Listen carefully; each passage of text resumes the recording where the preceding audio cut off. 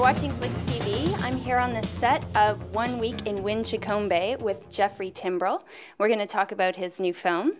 How would you describe the type of films that you make? I like to take things in weird directions, alternative directions, you know, and I like the horror genre. So I kind of slant everything towards the horror genre. So, Jeff, can you tell us about your involvement with the Fatally Yours website? Oh, Fatally Yours. Yeah, I've been a part of that for 5 years, I think.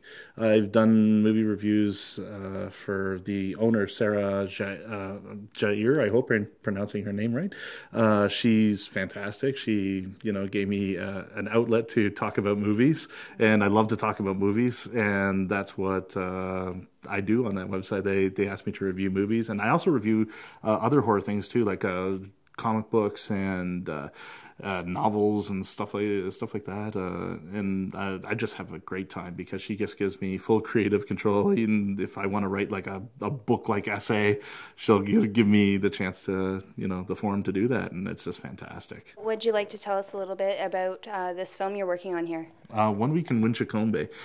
This film kind of started off as just an idea project. Let's really look at, you know, the way these kind of haunted house stories start, and let's look at the media behind it, you know, a reality show that would make people essentially stay for 7 days in a haunted house, and I wrote up this screenplay, and it just kind of came to life on its own, and I made it very character heavy, and I made it very dialogue heavy, unfortunately for my actors, and but afterwards I was really enamored with the idea of it. Where did you find your actors? I originally found Emily Schooley for a short I was making called The Witching Hour. She was suggested to me by a friend on LiveJournal of all things, you know, and she helped me get in contact with another actor named Chris Madison through Mandy.com, which is actually this website that you can go to basically for auditions.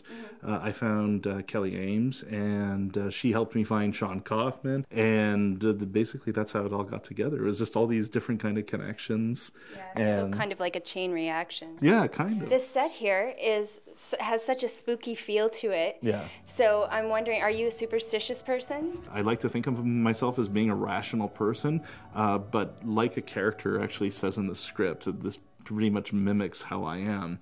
I don't believe in the supernatural, but I'm still scared of it. Did anything weird happen while you were filming? A bunch of people suddenly got pregnant. You know? And, you know, I've actually been told by other people that that's good luck, so I hope so. In retrospect, I was looking at it going like, oh my gosh, I was so lucky, you know, to really do this the way that it could never have happened any other way. Yeah. And like I set up the film to be shot in 9 days, and it was like a 90-minute script at least. And you know, in retrospect, I was just like, there's no way, you know, there's no way it could have been done, because I didn't have a crew. I didn't have like a full lighting team or a full, like I had a sound, like a one boom operator guy on set. Well, actually, a friend of mine, Stuart Mackness, helped me out with the special effects. He did a fantastic job.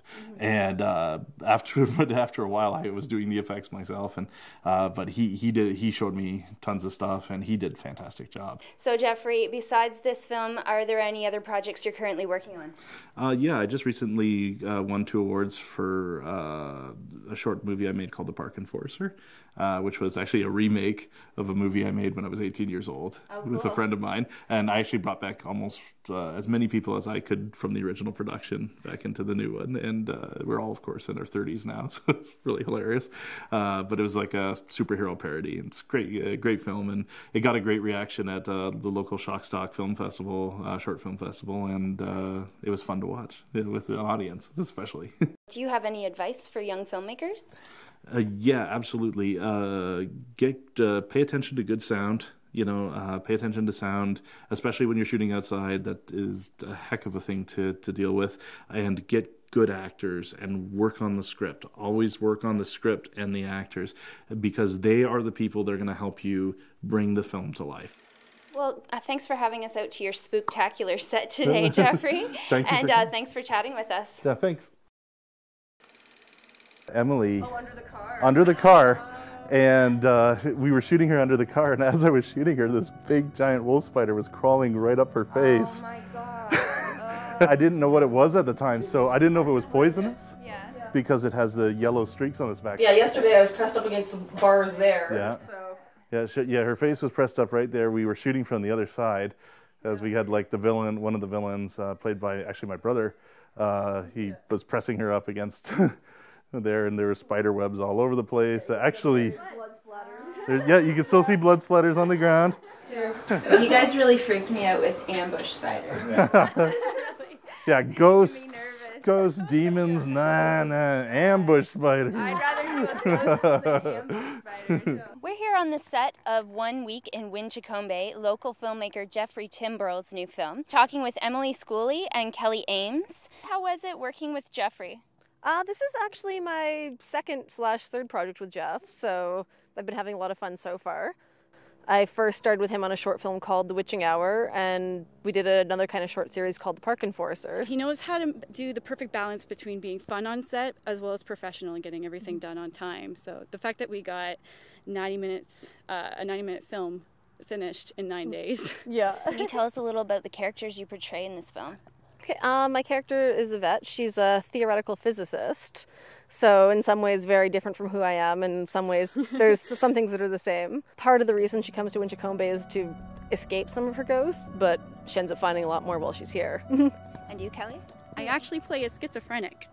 Actually, her claim to fame is that she claimed that she was abducted by aliens, and actually it has more to do with her struggles within herself, that with her schizophrenia, and how she's haunted by these visions and hallucinations, just with all these horrible things that can come from that disease. And actually she has a bit of a romance as well.